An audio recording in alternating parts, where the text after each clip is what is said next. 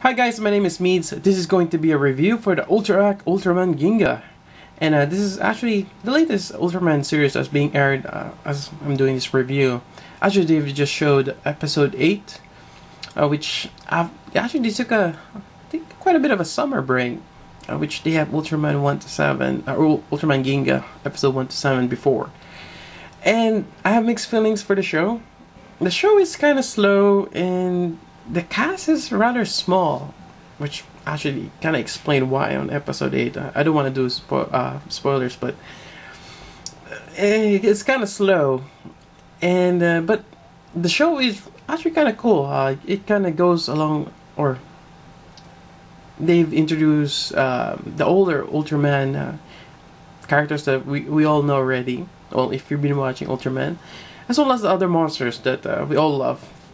And they have cool monster fights, and this is where you have people on costumes, which is pretty cool. And if you like that stuff, go check out Ultraman Ginga. Anyways, moving on. I actually like the design of Ultraman Ginga, hence purchasing this. Just not so much for the show, but I'm still giving it. I'll keep watching it, and it's actually getting me a little interested after episode 8. Hopefully.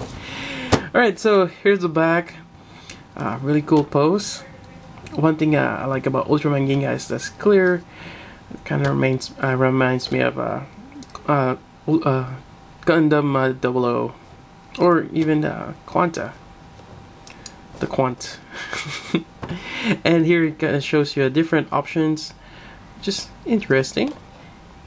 What is? I'm gonna actually have to look that up. What is that? It's like a Ginga shot or Ginga sword. And I think Ginga stands for Galaxy. This figure, I got this from Ami. I got it for about 30 something. Might be 35 with shipping or a bit more. So your standard price for Ultra figures. Alright, so that's about it. Let's take a look inside. Alright, we got Ginga here. It looks amazing. You got a lot of clear light blue pieces around him. It looks like crystals. Yep. And starting from the head, one thing I've noticed is this broad shoulders here. You barely see the back of his neck. But that doesn't really deter him from articulation wise. He can still look up, look down, side to side. Really nice. One thing that I've noticed, the eyes on this one, the Ultra Ginga, it's a little different from your usual one. Can I give you a comparison? This is Gaia V2, and his eyes is clear plastic with actually mold, a little bit of a mold design there, molded design on a silver backing. This one is just yellow. It's just a yellow piece. It has a little bit of molding design on it, but it doesn't look as great as Gaia V2. So that's one of the drawbacks I've seen. Same thing with the crystal, the light indicator. Looking at the Nexus. Nexus, you get that really deep, rich blue there, and with a silver underneath. This one, you just get barely a light blue, and there's no design at all. And if you're watching the show, actually it's like a really cool crystal on the center, so it's a bit lacking from what I've seen so far. But in terms of articulation, as other Ultra Acts are, it's great. You get the really nice bend, get the swivel on the bicep, and the shoulder armor here is in a ball joint, which is connected on the top of the shoulder, which kind of gives you a rotation. Yeah, really good rotation there, so nice. Articulation on the torso, really good, and even in the waist, so there's a lot of awesome dynamic poses you can do with Ginga, as well as the new Ultra Act figures. You get even a toe. Really nice. Alright, so let's go with a bit of articulation, or accessories and gimmicks, and start with the back. Or in the back, you're gonna get the connector part for bases. So just swap that out. This one is not painted, but it might have been just a generic piece, which just connects in there somehow. Or maybe I'm doing it this upside down. Alright, there we go.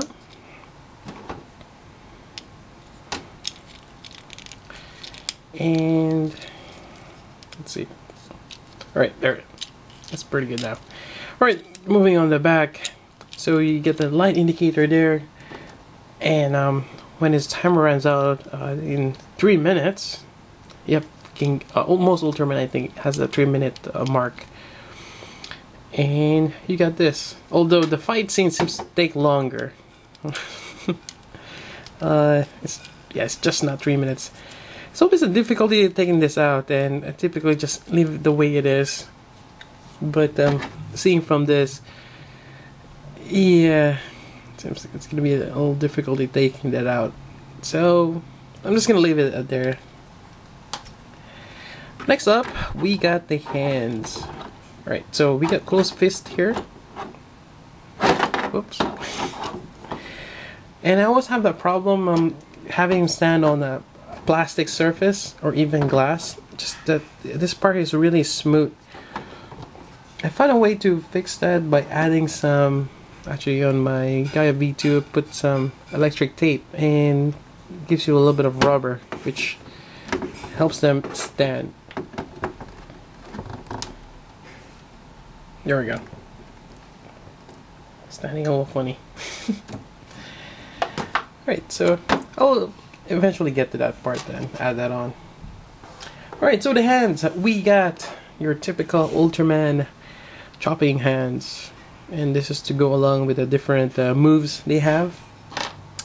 And you have one where it's the open hand. So again, very dynamic poses. And to swap this, you know, just pop your wrist. It's a ball joint, and I was kind of scared of popping these joints off. It goes in a half bag. And putting on the first time is also a little tricky because it's trying to find it. There we go. I got it on.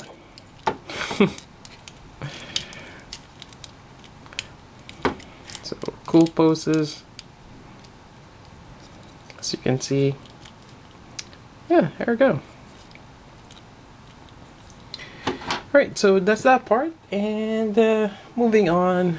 Actually, I should have just swapped it with the. Let's go with the open hand. Or actually, let's just go back to the closed fist. So now, the next effect part. Actually, the first effect part is this one. This is the Ginga cross shot. Actually, it's really nice. You got that nice light shading here. Get all that details. Actually, there's a lot of bubbles in there, but it kind of gives you a texture. And this one, you just put this on. I used to remember the older Ultra Axe where you have to remove the hand, put it on. It's like a sleeve that you put on here. That worked out to a certain extent, but you're still removing the hand. You might as well, like this one, put it on. So with a little bit of difficulty putting it on there, as always. There we go. We got it on, and basically we just cross our. Alright, and that looks pretty cool. And yeah, this effect part is really nice. I really liked it. Alright, so that is a Ginga cross shot. And actually, he has also a Ginga spark lance. But that may be a little too much for effect parts. Alright, moving back and putting on this wrist is this guy here. This is, I think, the Ginga Saber. Yeah, it might have been a Ginga Saber. I'm just looking at the wiki right now. Can't remember when he used this one.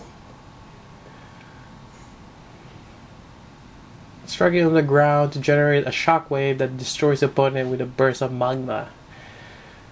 Used against King Pandan. Okay, Ultraman Dark and... Oh. Interesting. But, yeah, I guess he used this to strike the ground. That's the picture of the back of the box. So, I believe we can pop this out. Makes you wonder if you can pop this one too. Yes, you can.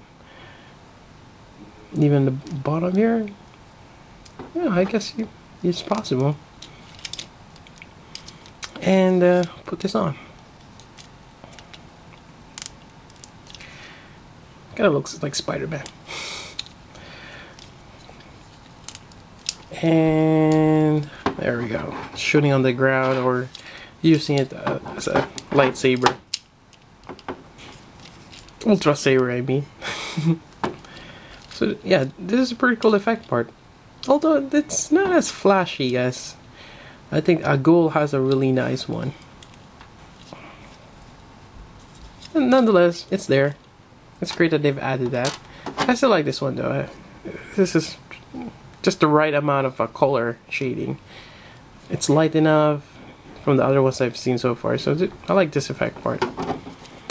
Alright. And I think that's about it for the review. And let's go wrap it up.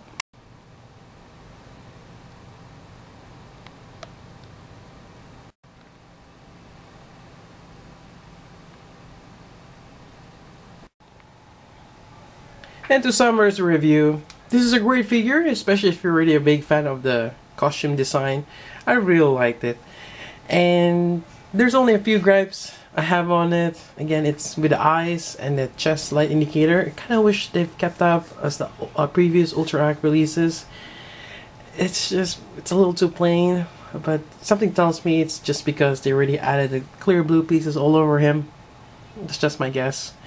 But nonetheless, it's a great figure and it's a great addition if you are collecting Ultra Act figures. They're amazing.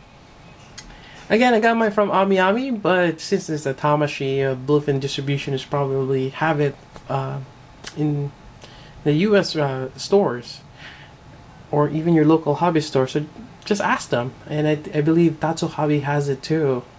And it retails about 35 bucks, maybe up to 40, including tax or shipping. But yeah, a great figure. Otherwise, for the show, getting back to the show, mixed feelings. But I'm still hopeful that it will turn around, and basically towards the end, there's gonna be some epic fight. I'm just hoping for that. So until then, this is Meads. Thanks for watching, and if you have any questions, let me know. Alright, so until then, I'll see you guys next time.